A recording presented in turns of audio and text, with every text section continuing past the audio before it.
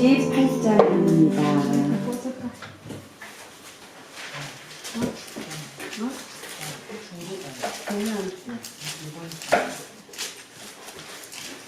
458장입니다.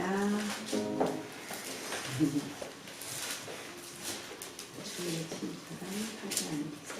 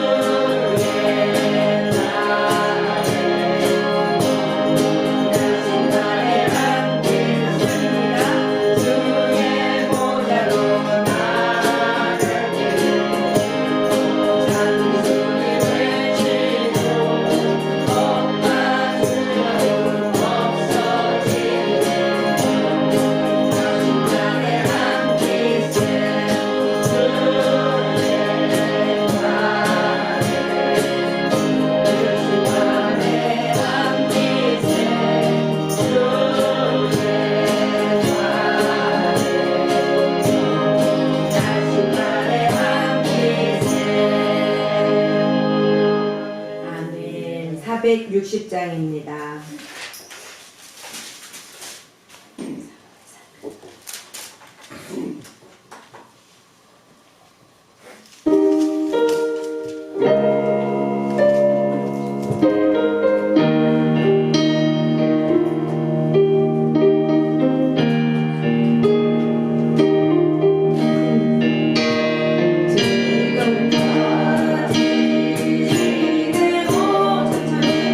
주의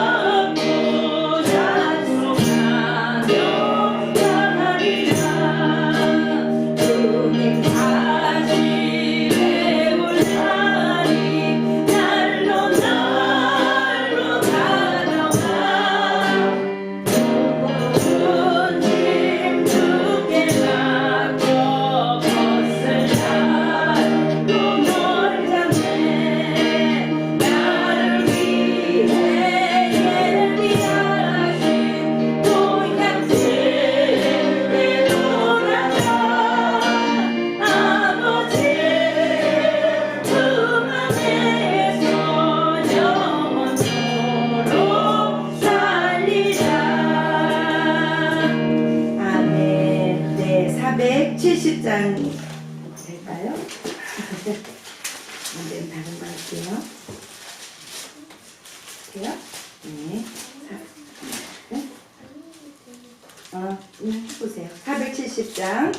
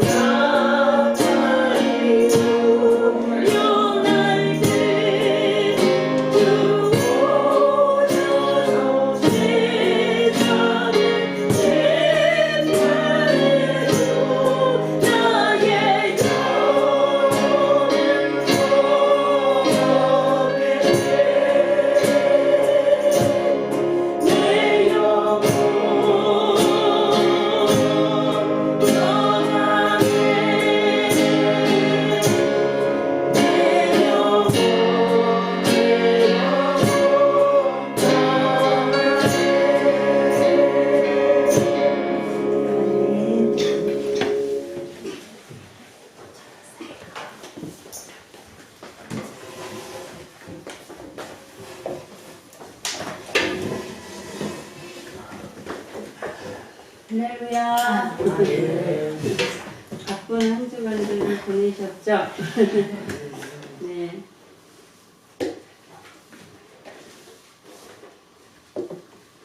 우리 황현수 집사님 덕분에 그냥 매일 고구마를 먹습니다. 네.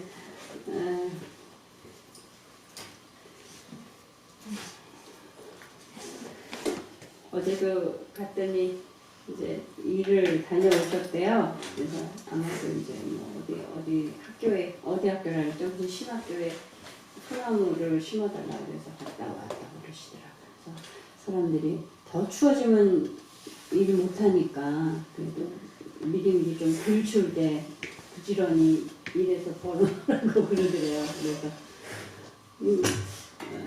참 이렇게 착하고 순수한 면이 있는 분 같아요. 세상에 욕심도 별로 없어갖고 이익 따지지 않고 그러고 하다가 많이 사기도 당하고 어느 한 거죠 세상적으로. 근데 하나님이 그래도 사용하셔서 내돈교회로 인도해 주시고 사실은 신앙이 조금씩 다져져 가는 것 같아요. 우리가 기도하실 때 이렇게 하나님께서 보내주신 이 마을에서 얻어진 본의 열매잖아요. 이분들이 잘 정착해서 이제 정말 온전한 성도라고 불릴 수 있는 그런 믿음의 성도들로 자라갈 수 있도록 도와주시고 우리 내동교회 성도님들이 먼저 된 분들이니까 더 많이 사랑과 관심을 보여주시고 격려해 주시고 위로해 주시고 사람들한테 이렇게 상처받은 사람들은 그 사람들하고 또 깊이 교제하는 게 어려울 수도 있잖아요. 우리가 먼저 다가가지고 위로해 주시고 우리를 통해서 하나님의 사랑을 좀 느낄 수 있도록 관심을 가져주시기를 원하고 우리 새로 전도된 마을 사람들의 대부분이 다 이렇게 온전한 주일 성수 개념이 없어요. 온전한 주일 성수할 수 있도록 도와주세요. 기도해 주시고 직업이 만약에 방해가 된다면 하나님 주일 성수할 수 있는 직업을 바꿔놔 주세요. 기도해 주시길 부탁드리고요.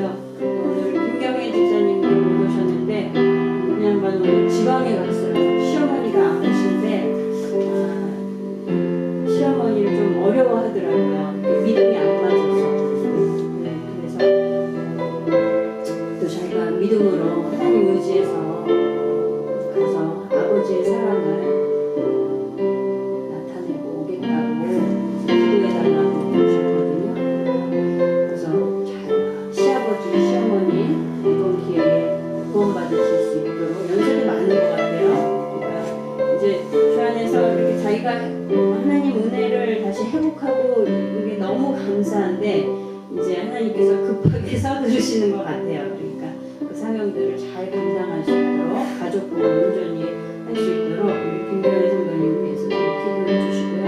그리고 이제 명화 결혼식이 이제 반짝 다가왔는데 우리도 지나고 났으니까 다 잊어버렸지만 그때 생각하면 제 친구들도 봐도 그렇고 막상 결혼을 위해서 막 애를 쓰지만 결혼 날짜가 확 다가오면 그렇게 걱정이 되더라고요.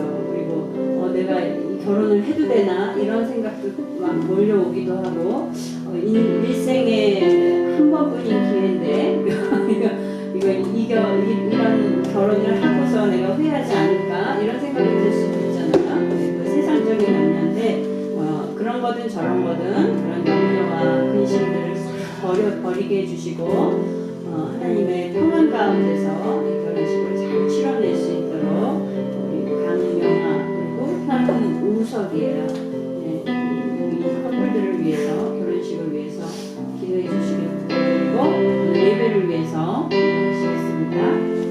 그리고 하나 더 있어요. 지금 재훈 씨 부부가 저기 원주가 있죠? 내일 저녁에 와요. 네. 가서도 친정 식구들하고도 좋은 교제 나눌 수 있고 그 가운데서 복음을 전할 수 있는 그런 은혜를 주세요. 우리 기도해 주시고요. 그리고 이제 출국할 텐데 19일날 평안하게 잘 진행될 수 있도록 도와주세요. 우리 신재훈 그다음에 오정남 이렇게 해주셔서 우리 통성으로 기도하시겠습니다. 전능하신 하나님 아버지 이 내유동을 사랑하시고 또 우리에게 아버지 이 내유동에 우리 삶의 터전을 뿌리게 해주셨음을 저희들이 믿습니다. 하나님 우리 내유동교회를 사랑해 주시고 아버지 하나님의 평강과 은혜와 긍휼로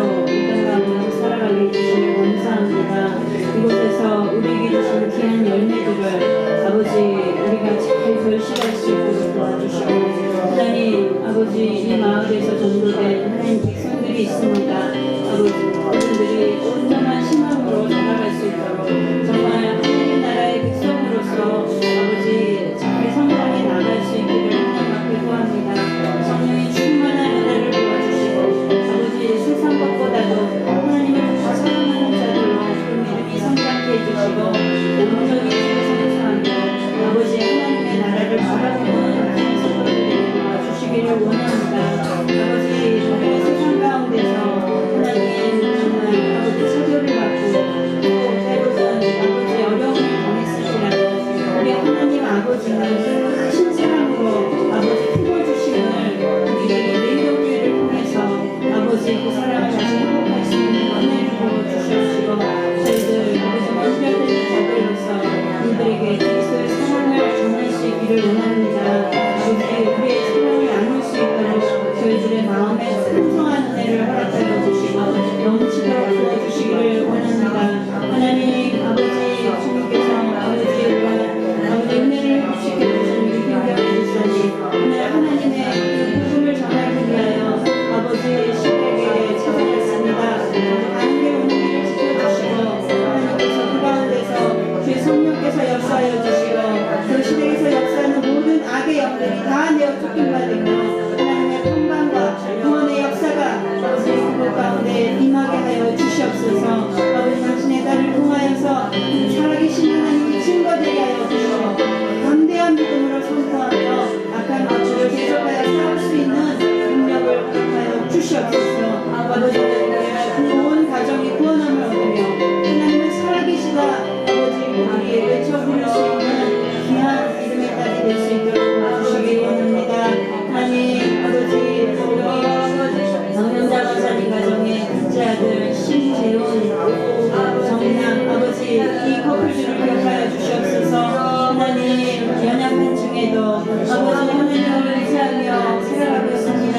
하나님 정말 이렇게 아버지 본국에 돌아와 우리 여러 교제를 나누며 하나님 이 가정 가운데 하나님의 사랑과 긍휼을 그들이 깨닫고 하나님 온전한 신앙인으로서 살아갈 수 있도록 이끌어주시기를 원하고 아버지 오늘 신정의 식구들을 만나는 가운데로 그 교제 속에서 그들에게서 예수 그리스도의 향기가 발하여지게 도와주시옵시고 공이 증거되게 하여 주시옵소서.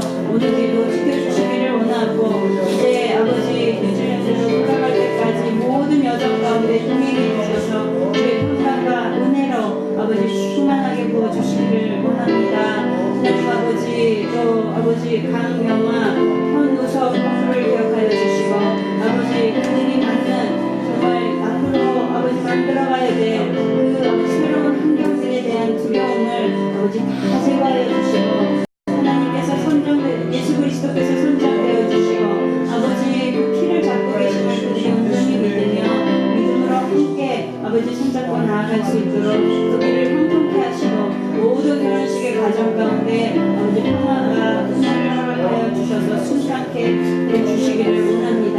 이 시간에 주의 자녀들이 이렇게 모였습니다. 이렇게 주 앞에 아버지 주의 이름으로 모이기를 힘쓰는 우리 성도들을 기억하여 주시고 하나님 이 자리에서 주의 말씀이 선포될 때에 하나님 주의 성령께서 각각 개인에게 하시는 말씀들을 들을 수 있는 길을 열어주시고 말씀하여 주시고 아버지 깨닫게 하여 주셔서 하나님의 의를 이 땅 가운데서 아버지 세워가는 귀한 백성들 되게 하여 주시옵소서. 이 시간에 오직 하나님만 영광 받으시기 원하고 예수님의 이름으로 기도드렸습니다.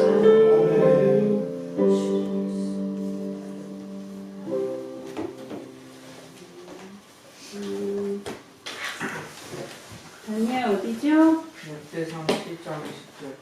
네.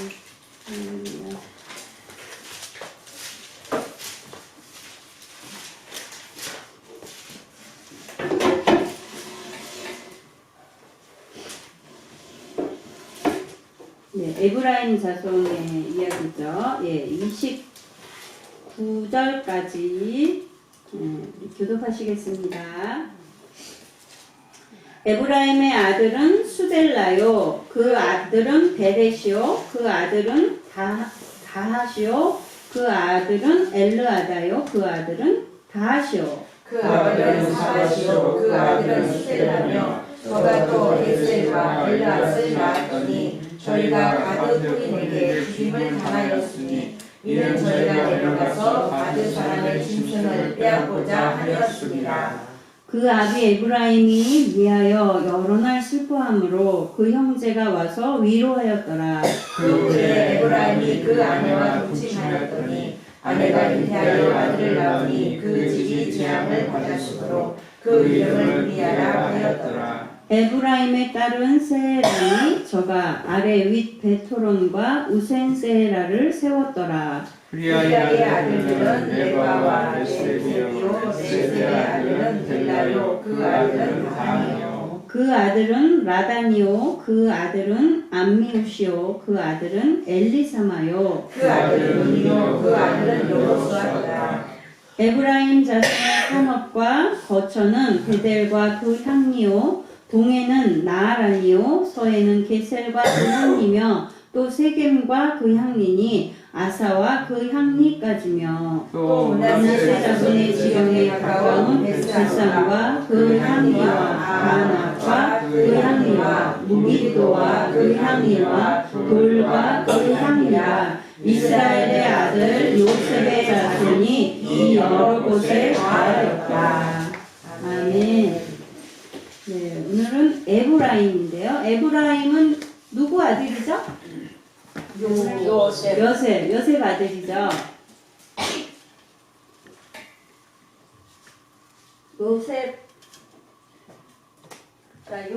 요셉의 아들, 두 아들이 있었죠. 장자가 누구예요? 예, 문하세가 장자고 에브라임이 차자죠. 예, 우리 야곱이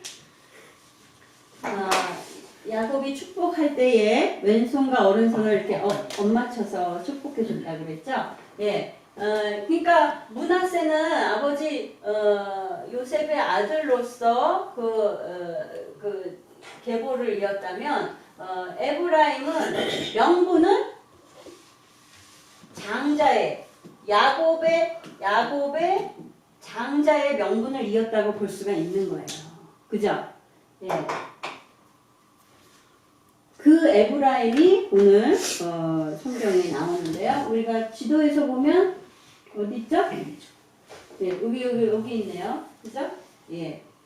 여기서는 조금 작아 보이긴 하는데 어쨌든 오늘 보니까 이 에브라임 지파가 얻게 된 지경에 대해서 상세하게 자세하게 나와 있는 게 보입니다. 예, 오늘 에브라임의 자손들의 내용 가운데 주를 이루는 게 지금 이 두 아들이 가드 사람에 의해서 죽임을 당한 이야기가 여기에 큰 주제로 나오고 있어요. 이 여러 아들이 있죠. 20절에 보니까. 근데 그 중에 에셀과 엘르앗이 가드 토인에게 죽임을 당했다는 그런 이야기가 나와요. 이게 좀 이상하죠. 왜 가드면은 어디냐면요. 가드가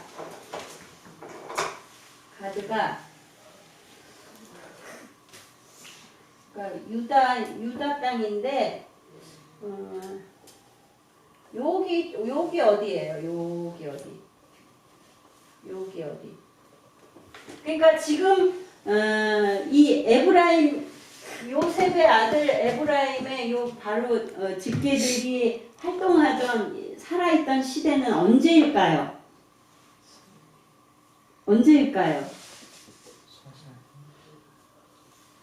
사사기일까요? 사사기 아니겠죠? 애국 땅에서 있을 때가 아닐까요? 그죠? 요셉과 야곱의 가족들이 다 그 기근을 피해서 어디로 갔어요? 애굽으로 갔잖아요. 애굽으로 가서 애굽 땅에서 정착해서 살다가 몇백 년 후에 이제 출애굽을 하게 되는 거잖아요. 그러니까 지금 요셉의 바로 쉽게 아들이고 그 아들들이니까 얼마 안 된 거죠. 그러니까 어디에 있을 때예요? 애굽에 있을 때예요. 이게 지금 이게 이스라엘의 지도지만 이렇게 한다 그러면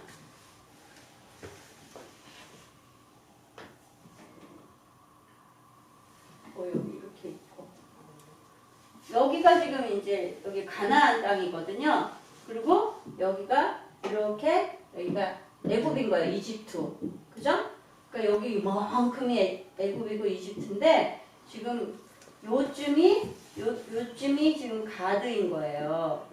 여기 가나안 땅이죠. 가나안 땅에 이 당시에는 이스라엘 백성들이 이 애굽에서 살 때예요.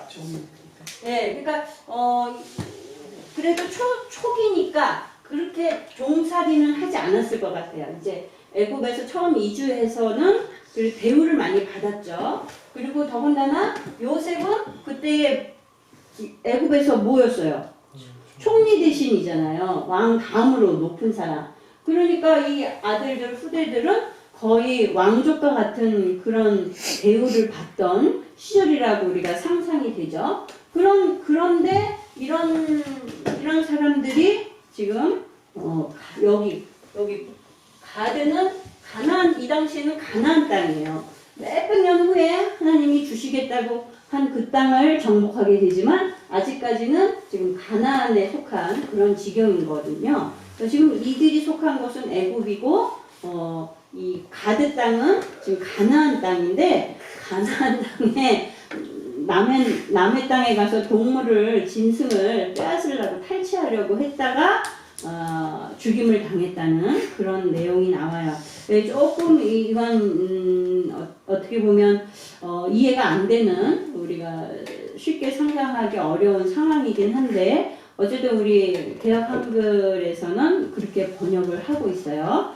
예, 이러한 것이 명확하게 이렇게 기록이 되었기 때문에 그 시대 때는 어떻게 이야기됐을지 모르지만 후대에 우리가 이 성경을 읽는 우리들은 이 에브라임의 후손들이 저지른 일에 대해서 평가를 하게 되잖아요. 그죠? 예, 어째서 그 남의 땅에 가서 부족함도 없었을 텐데 애굽에서 부유하게 살았을 텐데 남의 땅에 가서 그렇게 탈취를 하다가 죽임을 당하게 됐을까? 이렇게 여러 가지 의견으로 또는 다른 의견도 있어요. 이게 여러 가지 의견이 있지만 어쨌든 이들에 대해서 이렇게 평가를 하게 된다는 거죠.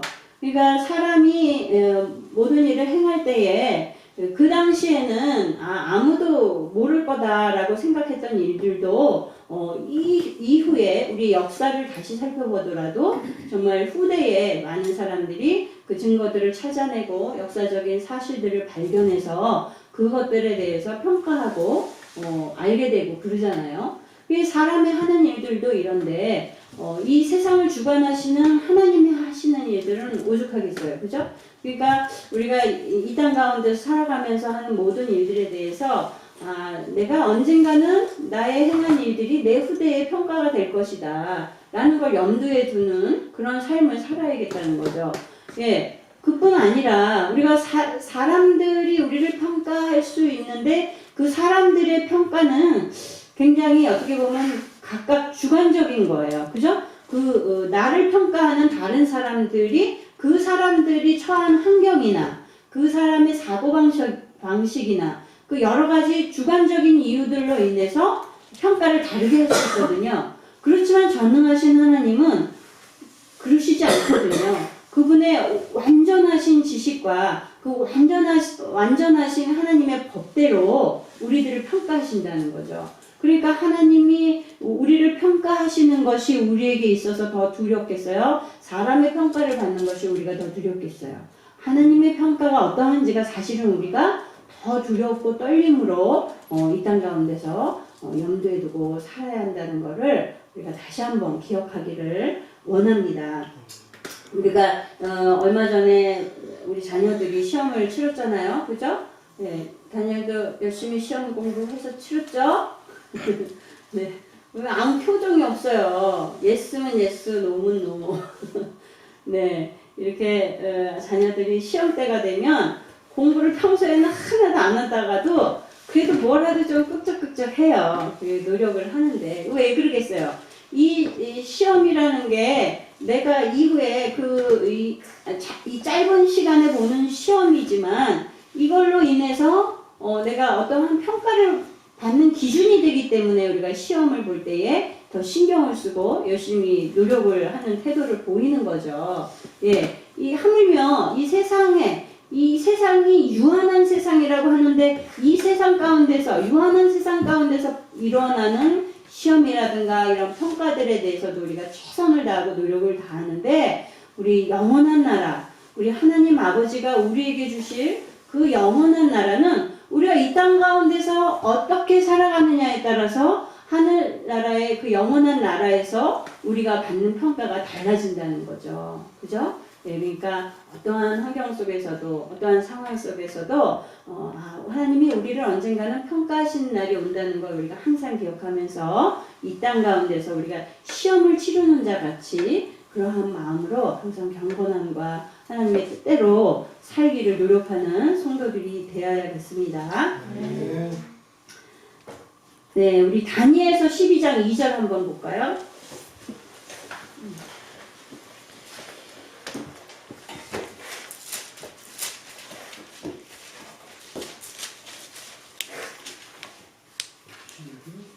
다니엘서 12장 2절하고 3절을 같이 읽겠습니다.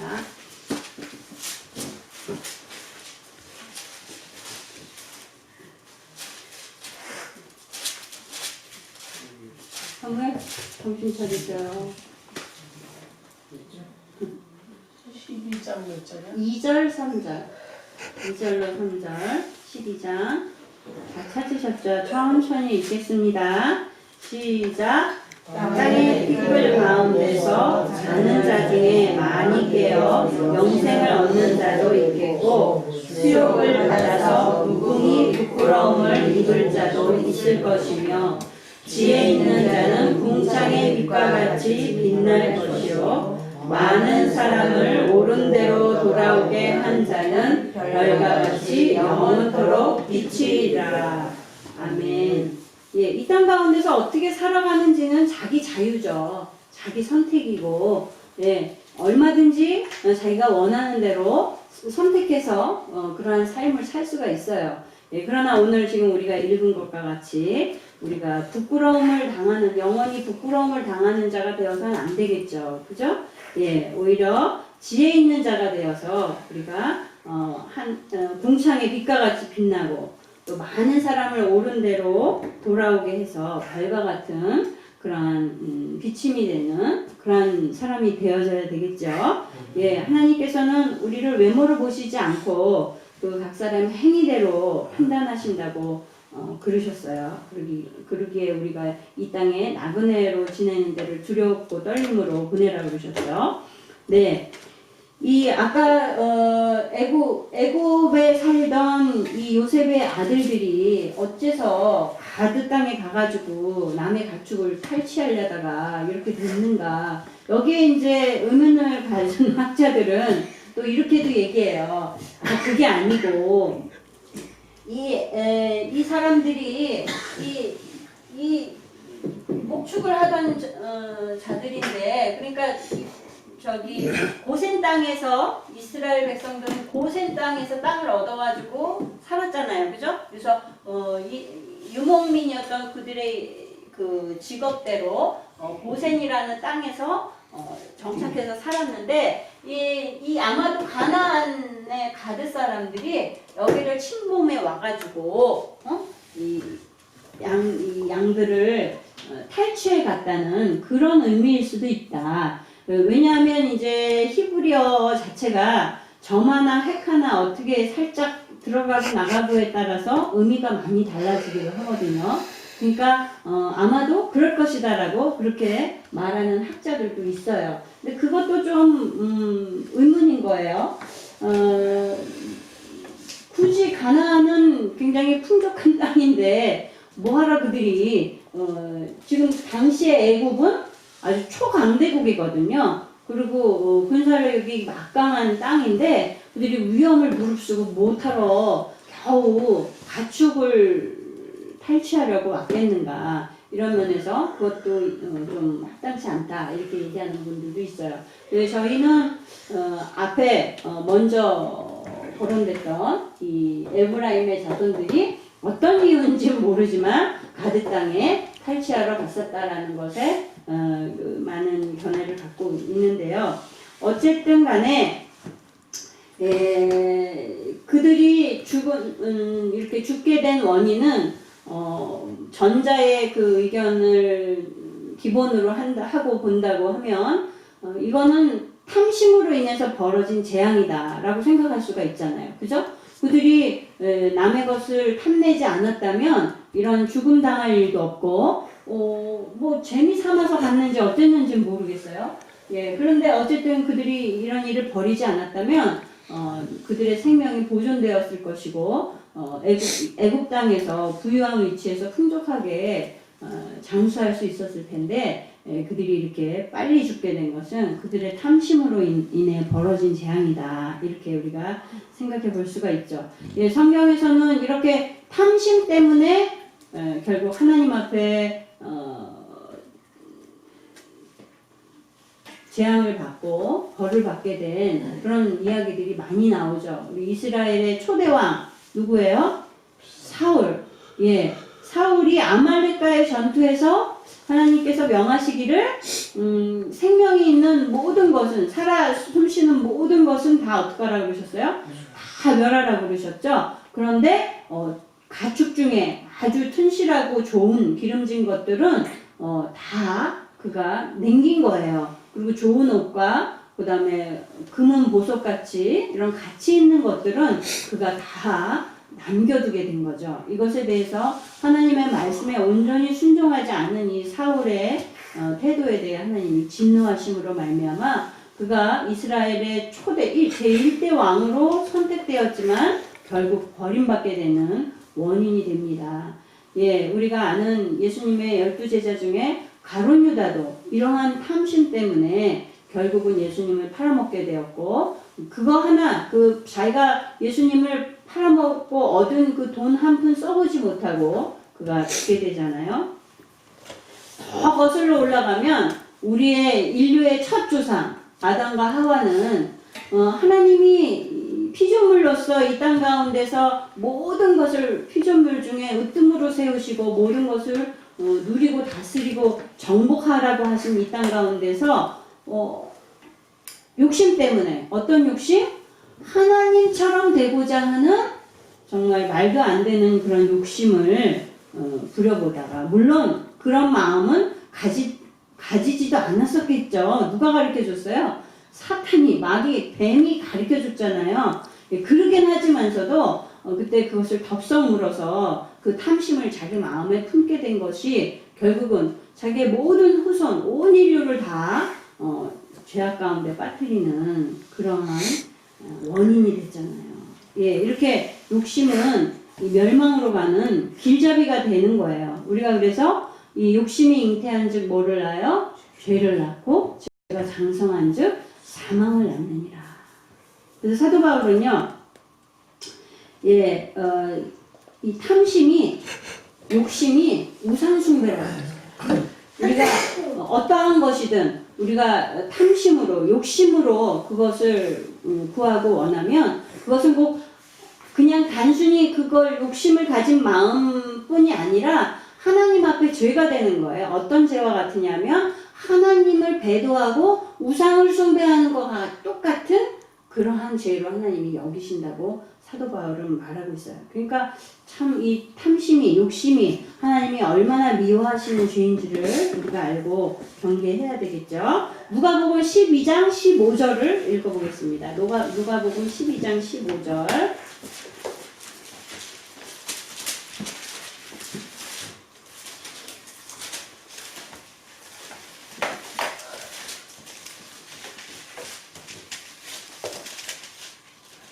네, 시작.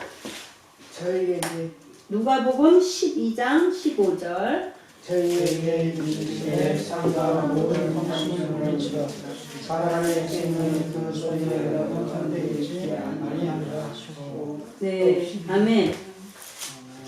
예, 우리의 생명이 우리의 소유에 넉넉한 데 있지 않대요. 그러니까 우리가 무엇을 소유하는 거가 중요한 것이 아니라 우리의 생명을 우리가 잘 보존하는 것이 더 중요하다는 거죠. 예, 우리의 생명이라는 것, 곧 영원한 생명이 우리에게 소중한 건 거예요. 그러니까 이 땅에 이 물질적인 소유나 그것을 탐하는 탐심이나 이런 것들을 우리가 경계하지 않으면 정말 우리의 선조들이 우리 아담과 하와가 또 사울이 범했던 그러한 죄 가운데 빠질 위험이 우리에게 항상 도사리고 있음을, 그리고 그런 것들이 우리의 선조들을 죄악 가운데로 몰아넣었음을 우리가 항상 기억하면서 우리들의 생활 속에서, 삶 속에서 이런 것들을 경계하셔야겠습니다. 네. 예, 이 에브라임이 이렇게 아들들을 잃었을 때에 굉장히 상심했다고 그러죠. 예, 22절에 보니까 그 아비 에브라임이 위하여 여러 날 슬퍼함으로 그 형제가 와서 위로하였더라. 자식을 잃었으니 얼마나 슬펐겠어요. 근데 몹시 슬퍼했나 봐요. 근데 그 형제가 와서 위로하였더라 하는데 형제는 누구예요? 므낫세겠죠? 근데 여기서는 므낫세뿐 아니라 그 다른 형제들도 의미하고 있거든요. 그러니까 아마도 요셉의 그 다른 형제들, 예? 그 형제들도 의미하는 것 같아요. 그들이 와서 이 에브라임을 위로함으로 에브라임이 다시 힘을 얻고 이제 살아갈 수 있었던 것 같아요. 우리가 이 형제라고 하는 것은 성경에서 형제다 하면은 이스라엘 민족 전체를 가리키기도 하고 유대민족 또 하나님의 백성들을 의미하는 의미로서 단어로서 형제라는 말을 많이 사용하는데요. 여기에는 또 그뿐 아니라 진짜 혈육의 형제, 나의 누이나 동생, 형 이런 형제들을 또 직접적으로 의미하기도 해요. 그러니까 하나님의 백성된 우리가 믿음 때문에 우리 형제들과 이렇게 연이 끊어지는 경우들도 많이 있죠. 믿음이 맞지 않아서 서로 이렇게 잘 대화가 되지 않고 그러면 서운해지고 그러다 보면 이렇게 멀어지고 연락이 끊기기도 하고 여러 가지 이유가 있지만서도 우리가 이게 성경을 다 보아도 하나님께서 믿음으로 인해서 물론 분별하고 구별되는 것도 하나님이 중요하게 여기시지만 우리가 믿지 않는 형제들과도 하나님께서 이렇게 사이좋게 지내기를 바라시는 것을 성경 속에서 많이 볼 수가 있습니다. 또 사도 바울은 이렇게 말했어요. 디모데전서 5장 8절에 누구든지 자기 친족, 특히 자기 가족을 돌아보지 아니하면 믿음을 배반한 자요 불신자보다 더 악한 자니라 이렇게 말했어요. 그러니까 내가 하나님을 믿어야 되기 때문에 내 형제들에 대해서는 무시하고 살아도 된다. 이거는 안 되는 거죠. 그러니까 우리들도 하나님의 말씀을 아는 자들로서 우리 형제들과 서운한 부분들이 있다면 찾아가서 함께 그들이 어려움을 당했을 때 위로해주고 또 격려해주고 또 사랑을 나누고 이런 교제들을 이어가는 것이 하나님이 또 원하시는 모습이겠습니다. 그러다 보면 이 복음도 전해지고 우리 또 조집사님도 엊그저께 또 같이 원주 갔다 오셨다 그러죠. 그래서 또 그 언니네 시어머니한테 가서 전도도 하고 오셨다 그래요. 그 짧은 시간 동안에. 네, 그러니까 잠언서 17장 17절 볼까요? 잠언서 17장 17절. 여러분 눈이 막 꾸벅꾸벅 그냥 아주 사정을 헤매시는 분들이 계세요. 앞에. 잠언서 17장 17절.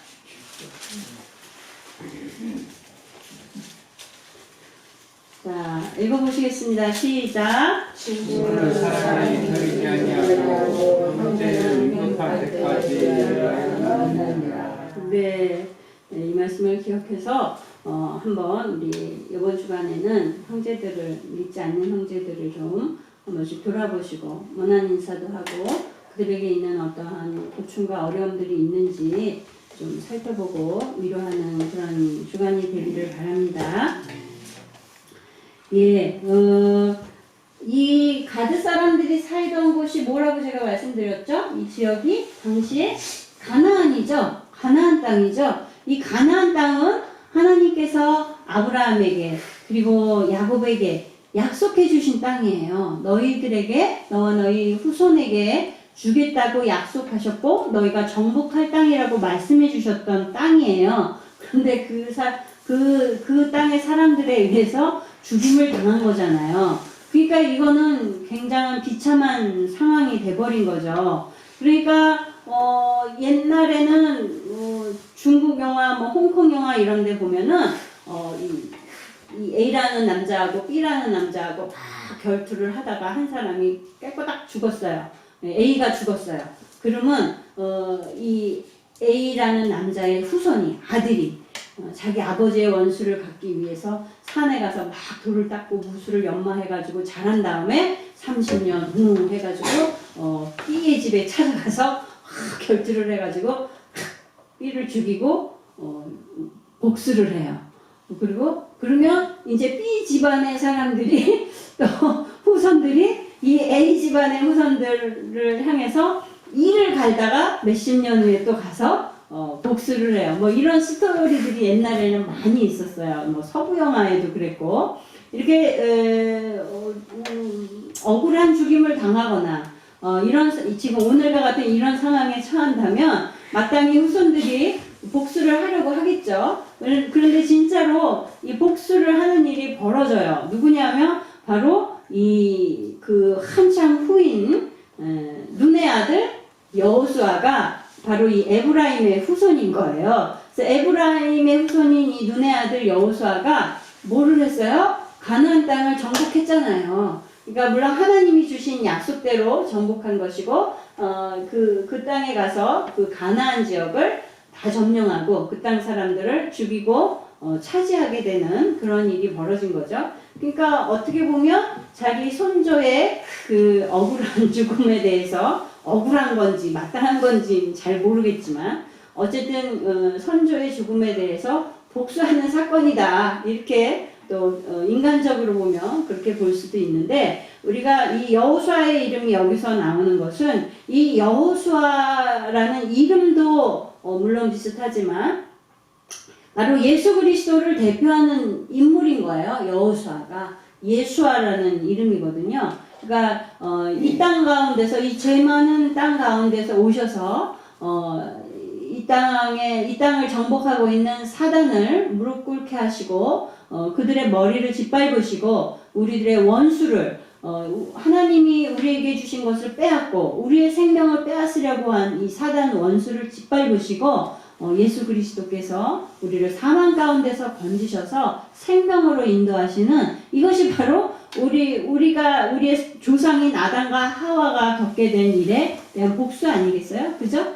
예, 어떻게 보면 이 여호수아가 다시 가나안 땅을 정복하게 된 사건은 하나님께서 어쩌면 에브라임 자손의 그 억울함을 풀어주시는 복수의 사건과도 같다. 이렇게 연결 지을 수도 있긴 한데요. 그러나 하나님은 복수는 하나님의 것이라고 그랬죠. 그죠? 그러니까 하나님이 우리에게 복수하지 말라고 하셨어요. 그러니까 복수의 의미로서 가나안 땅을 주신 건 아닌 거예요. 그죠?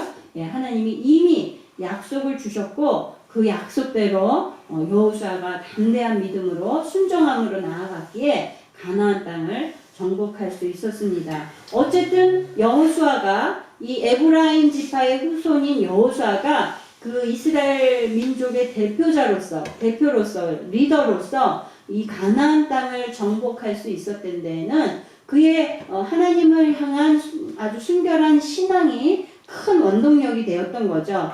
예, 자기의 지도자였던 모세에 잘 순종하고 또 하나님의 말씀에 순복하면서 어려운 일이지만 모두가 반대하는 일이었지만 그가 믿음으로 나아가서 가나안 땅을 갈렙과 함께 정복하는 그런 정복자로서 그가 이름을 남기게 된 것은 그가 하나님 앞에 신실한 신앙으로 항상 살아갔기 때문이에요. 그건 어디서 알 수 있느냐? 그 모든 싸움에서 하나님을 의뢰한 것도 그렇지만 그가 죽기 전에 자기 민족들의 동포들을 향해서 유언을 남기잖아요. 그죠? 여호수아의 마지막 부분에 보면은 나는 여호와만 섬기겠노라. 나와 나의 집은 오직 여호와만 섬기겠노라. 너희들도 선택하라. 하나님이든지 아니면 다른 것이든지 갈팡질팡하지 말고 명확하게 한 분을 선택해라라고 그렇게 요구하잖아요. 그럼 뭐예요? 하나님 여호와 신앙에 온전히 올인해서 하나님만 섬기는 그런 신앙을 가져라라고 권하는 거죠. 이거 할까 저거 할까 빨리 정해 이런 의미가 아니라 온전하게 여호와만 믿고 그분 말씀에 순종하는 삶을 살아서 나와 같은 복을 누려라. 나의 가문이 누리는 이러한 복을 누려라. 그가 부탁하는 거 아니겠어요? 우리도 우리 대한민국의 이제 기독교 역사가 몇 년 정도 되죠, 목사님?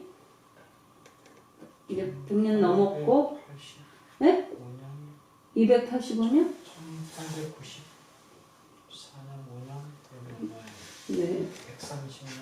네, 130년 벌써 그렇게 됐네요. 130년. 네, 이렇게 100년 이제 130년 정도면 벌써 한 5세대는 5세대는 지나가는 그런 연도죠.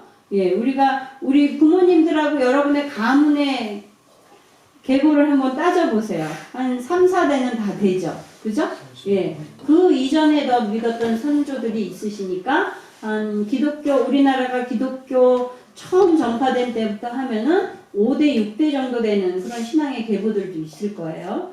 예. 우리가, 이렇게 신앙의 가문을 이어가고 있는데, 기왕이면 우리가 우리 후손들에게 정말, 멋있는, 하나님이 기뻐하실 만한 견고한 그런 신앙의 그런 가문과 그런 풍조들을 물려줘야 되지 않겠어요? 그래서 우리 부모님은 이렇게 믿으셨어. 그러니까 나도 그 신앙을 나도 따라야 돼. 이러한 가문의 풍조들을 여러분들도 만들어 가시기를 바랍니다. 아유, 우리 엄마 뭐 예수 믿는다고 그랬는데 말로는 예수 믿는다고 그랬는데 삶은 그런 것 같지 않아. 이렇게 평가된다면 그 자손들이 그 믿음을 온전히 따를 수 있겠어요? 그죠? 우리가 우리의 선조들이 마치 누구죠? 신약에 나오는 바울 사도가 칭찬했던 저 이름이 생각이 안 나네. 내 어머니 유니게와 뭐 디모데. 네, 감사합니다. 네. 디모데에게는 믿음의 외할머니가 계셨죠. 그죠? 네. 외조모. 그 외할머니는 자기 딸에게 믿음을 신앙을, 올곧은 신앙을, 온전한 신앙을 전수해 줬기 때문에 그 어머니는 또 자기 아들에게 이 신앙을 잘 유지해 줘서 결국은 그 아들이 이렇게 바울 사도에게 칭찬받고 하나님과 사람들에게도 칭찬받는 그런 믿음의 사람이 되지 않았어요? 우리 자녀들이 여기 다 있는데요. 우리 예람이가, 다니엘이 이런 자녀들이 걔네 할머니가, 걔네 엄마가, 걔네 아빠가 믿음이 대단하셨어. 그래서 걔가 그렇게 믿음이 좋아. 이런 얘기를 들은다면 우리가 행복하겠죠. 그죠? 예, 그러한 믿음의 삶을 산다는 게 쉽지 않아요. 우리가 경건의 삶을 항상 힘들든지 풍족하든지 어렵든지 언제나 이렇든지 저렇든지 싫으나 좋으나 그 믿음을 항상 하나님 앞에 나타내 보이면서 경건한 모습으로 살아간다는 게 쉽지 않습니다. 우리가 언제든지 나를 평가하시는 하나님이 살아계시고 화요일날 우리 새신자 성경 공부를 하면서 그 성도님하고 여러 가지 이야기를 나누면서 이제 그 가정에 있는 여러 가지 어려움들에 대해서 이야기하면서 그랬어요. 물론 어느 가정이고 뭐 남편이 마음에 안 드는 부분이 왜 없겠어요. 더군다나 믿음이 연약하니까 또 더 힘든 부분도 많이 있겠죠. 그래서 그런 부분들을 이제는 내가 그 남편을 가르치려고 하기보다도 하나님 앞에 기도해야 됩니다. 그러니까 처음엔 그게 잘 안 들어오는 거예요. 근데 나중에 제가 그랬어요. 어쨌든 하나님이 주신 남편인데 그 남편을 또 버리는 그 남편이 버림받는 그런 상황으로 다시 만들면 안 되지 않습니까? 그러니까 사람이 보는 것보다도 하나님이 나를 보고 계시고 하나님이 내가 어떻게 하는지를 보고 계시다는 것을 명심해서 그 남편을 위해서 기도하고 그 남편을 그분이요 그래도 참 제가 귀하게 생각하는 부분이 뭐냐면 믿음도 이제 뭐 아무것도 모르면서 기도할 줄도 모르고 성경도 아마 안 볼걸요 아직. 그런데 뭐라 그러냐면 자기 남편의 어릴 적 소원이었던 그 소원을 하나님 일하는 거를 자기가 도와주고 싶다고 얘기하는 거예요. 거기서 내가 자기는 자기 생각으로 한 말인 것 같지만 그 말 속에서 하나님이 하시는 말씀으로 저는 받았어요. 그래서 당신은 복을 받겠다. 어려워도 그것을 당신이 감당하려고 하면 그 복을 하나님이 그 아들에게 부으시려고 했던 복을 당신이 받겠구나 하는 믿음이 확 들더라고요. 근데 너무 애기 같은 거예요. 단계가 신앙이 아무것도 모르고 그러는데 그래서 그랬어요. 다른 거 다 간두고 하나님이 우리를 어떻게 보실지를 두렵고 떨림으로 우리가 살아가야 됩니다. 그랬더니 그 말에는 이렇게 정신이 번뜩 나나 봐요. 알겠다고 그러면서 기도하겠다고 그러더라고요. 그러니까 그 가정을 위해서도 생각나실 때 기도해 주시기 바랍니다. 그 양반 이름이 이영호래요. 전에 저기 왔다 갔다 할 때는 이름 부르면서 기도했는데 어쩜 싹 까먹었어요. 이름이 생각도 안 나는 거예요. 기도를 딱 그치고 나니까. 네, 이영호래요. 하나님 주신 사명 다시 감당할 수 있는 그런 아들 되도록 우리 생각나실 때마다 기도해 주시기 바랍니다.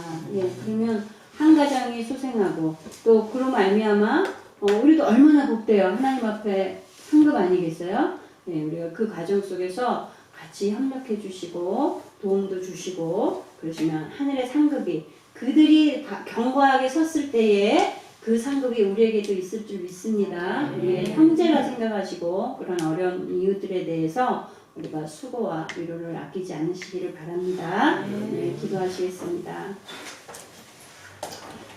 전능하신 하나님께서 오늘 우리 내유동교회 성도들 본래의 우리 내유동교회에 본 회원들이 이렇게 모여서 예배드리게 하심도 하나님의 섭리인 줄 믿습니다. 하나님 우리가 더 연약한 지체들을 위해서 정말 그들을 위해 수고하고 그들이 온전한 신앙으로 자라갈 수 있도록 돕는 그런 협력자가 되기를 하나님 원하시는 줄 믿습니다. 이제 우리 가정의 일만이 아니라 이제 내 이웃과 아버지 다른 지체들을 돌아볼 수 있는 그런 눈을 열어주시고 우리의 넓은 마음을 허락해 주셔서 이제 내 이웃들도 내 형제임을 기억하며 그들을 위해서 수고하고 또 그들을 돌봄으로 그들이 하나님 앞에 더 깊이 나아갈 수 있도록 인도할 수 있는 그런 지도자로서의 그런 자격들을 갖춰갈 수 있도록 주의 성령께서 날마다 말씀해 주시고 하나님의 뜻을 알게 해 주시고 정말 능력을 주셔서 아버지 나보다 약한 자들을 세우고 도울 수 있는 그런 하나님이 주시는 힘으로 우리가 세워져 나갈 수 있도록 도와주시기를 원합니다. 하나님께 감사드리며 남은 3일도 우리가 사단을 싸워 이기며 정말 우리 속에서 일어나는 수시로 우리를 유혹하는 모든 탐심과 유혹들에 예수의 이름으로 우리가 명하여 물리치고 하나님의 아들 딸들로서 아름답고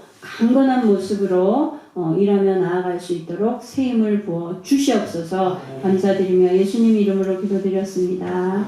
아멘. 주기도문으로 예배 마칩니다.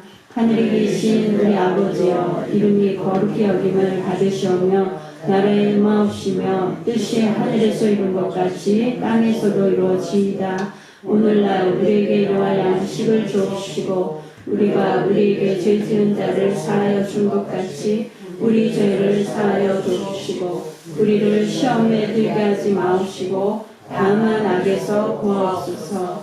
대개 나라와 권세와 영광이 아버지께 영원히 있사옵나이다.